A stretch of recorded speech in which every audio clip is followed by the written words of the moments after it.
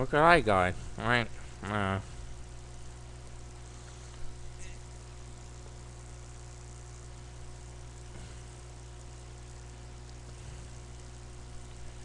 Right?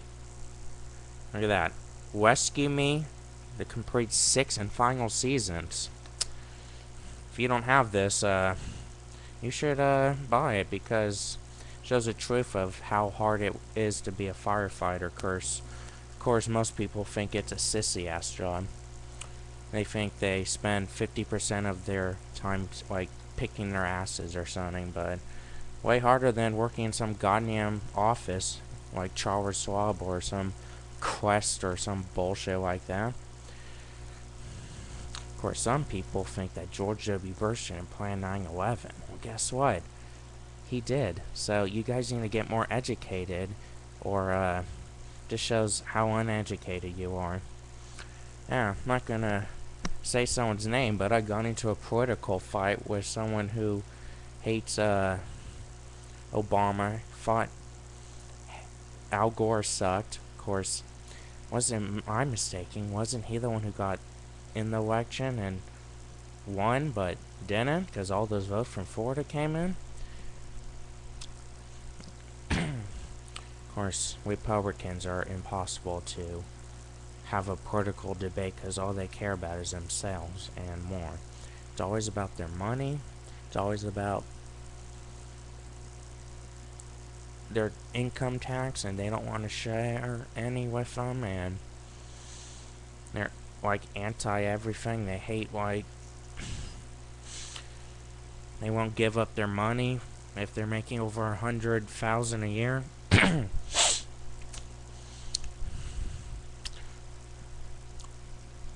Come on, America, vote for Obama for next year's elections. I guarantee it. If he loses, you guys will be the ones bitching because you're gonna get Rick Perry in there, and he's gonna be and like probably take us to 2 or 3 more wars. If I wasn't mistaken, wasn't George W. Bush the one who took us to war in the first place with the wrong country? He took us to Afghanistan. Hello, come on, people, common sense. Took us to Afghanistan, and during 9/11, he was in a fucking school. He knew about the attacks. He knew that the first tower went down. He was just acting like a total idiot imbecile, thinking like, oh, I didn't know about the attacks. He knew plenty well about the attacks. I mean, it's George W. Bush. He always. Have you ever seen him do a speech? He would always smile during a speech, like he was happy. And this is a guy who took over 500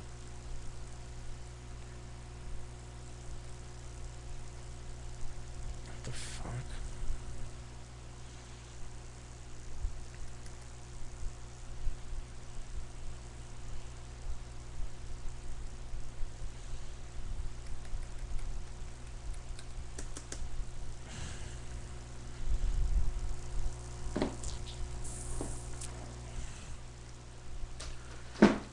Took over 550 days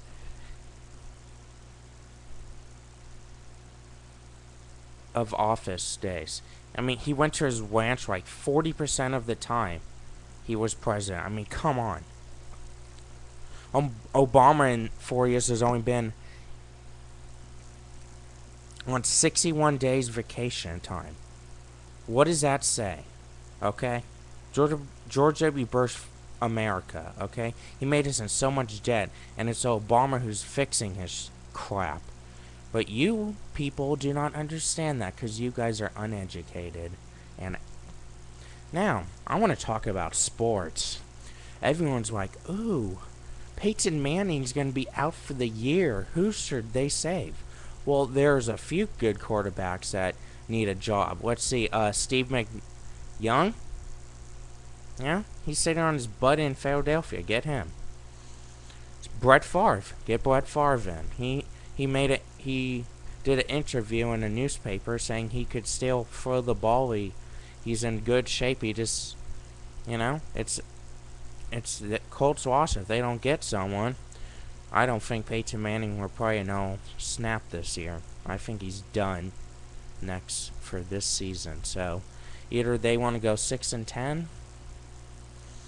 or maybe have a chance to win 8, 9, 10 games with Brett Favre. I would take the chance. Then we're talking about the Vikings with McNabb. They say that they don't have any weapons. Well, guess what? There are 2 receivers that are currently free agents, Randy Moss and T.O. Now, Randy Moss did play a few games last year for the Vikings in his return to Minnesota, but they released him. Well, guess what? This will be a fresh start for him. A good quarterback, unlike the previous few years.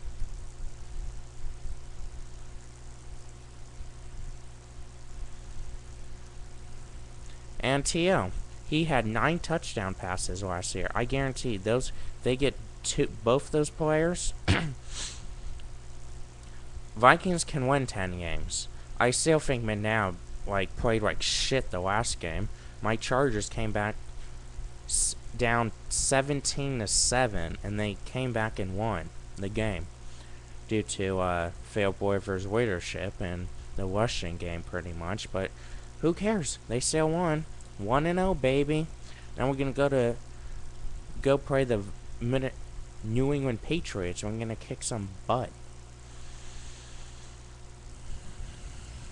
Now, another topic I want to talk about tonight is 9/11. Michael Bloomberg, mayor of New York, did not invite the firefighters or cops to the September 11th 10-year anniversary special. Why the wouldn't you invite the heroes who saved so many people's lives to the event that should be for people who saved each other? If it wasn't for the firefighters, pretty much, there would be like thousands more dead. Okay, 343 firefighters died that day. That's their job. Okay, that was their calling. They did that because they wanted to save people's lives, and I respect them. And they should have been invited. At least them. I am not gonna talk about how good the cops are, because you know what? They lost 23 guys, but guess what? 343-23. Come on, people. Firefighters are the true heroes of 9/11. They sacrificed their lives to save people. They went into the buildings knowing that the chance of them surviving was pretty slim. So, yeah. 9/11 should be all about the firefighters. And you know what? If you guys do not believe me, watch Rescue Me. That's the show that teaches people about how hard of a job it is up in New York. I mean, where I am in California, pretty much the heroes over here is in Kelowna. There's 7 stations. They work their butts off because there's always fires in California because we hardly get rain. But I guarantee in Washington, where I used to live, of course I'm going to be back there in 7 weeks to pack my stuff up, but still, that's only like 2 weeks of packing. They probably don't do anything. And another thing I want to talk about is why the Padres aren't doing so good. I mean, let's see, I think they're 64-88 or something like that. Horrible. I mean, this time last year they had close to 88 wins, close with 90. I mean, I just don't get how one player can drop a team that bad from a good team with great pitching, enough offense, to a 65-win team or 70-win team this year. That is, to me, just pathetic. And I've only been 2 games this season. Yeah. Last year I went to like 5. What's that say? Of course, I haven't been down in San Diego area because some of my family members are just boneheads and don't give a quit about anyone but themselves.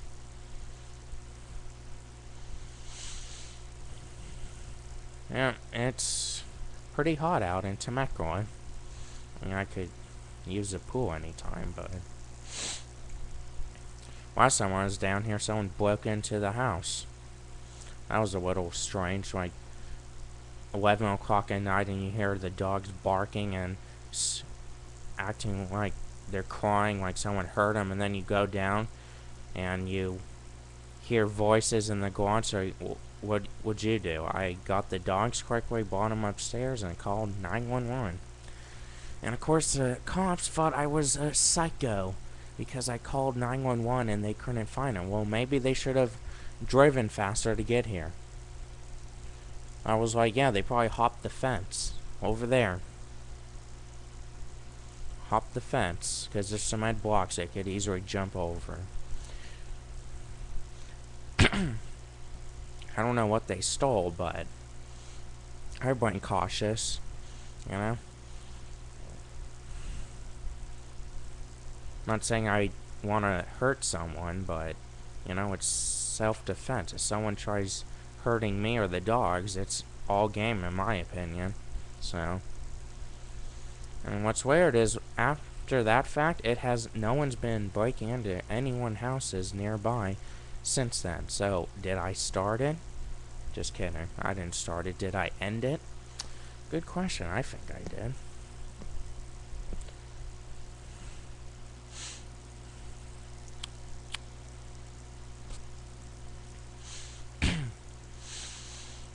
Yeah. Oh.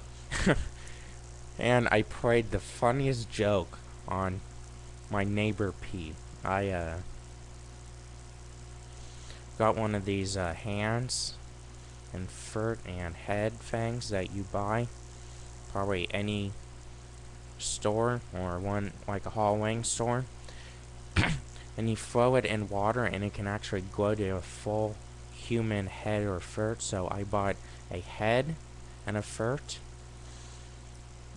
threw it into his pool, and it glowed like a human size. And it at the end it had like a little blood because it's plastic, so he got pretty creeped out about that. And then I bought this fake organ that I made it sink to the bottom, and he was crying his pool, and he was like, ah! Man, I should have recorded that, but would be pretty hard. I got a couple other tricks up my sleeve for neighbors over here with this neighbor Tony. He's been like all the time calling the cops like, oh, the dogs are barking, please help. Well, guess what? You have a dog too. Hello? The dog barks at my dogs, they start barking at each other. But of course, he's too stupid to understand that.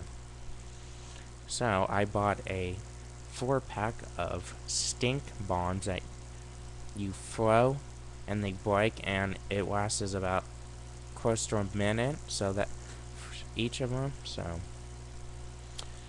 I'm gonna toss it into his garage one day when he's just working in there, or when I know he's gone, or I have to time it so when he comes in there he'll smell it. It'll be pretty funny. I hope to always get a brief video of me tossing it. Then there's this neighbor Eddie who he's pretty cool. I'm gonna get a fake bullet sticker that I'll put buy 2 packs of 4 of them, and I'm gonna stick it on his car. Or I was thinking was I bought a fake parking ticket that works pretty well, and all I do is add the person's name to it, first and last name, and I'll stick it onto his car, because he parks on the curb or you're not supposed to, so that would be pretty funny if he falls for it.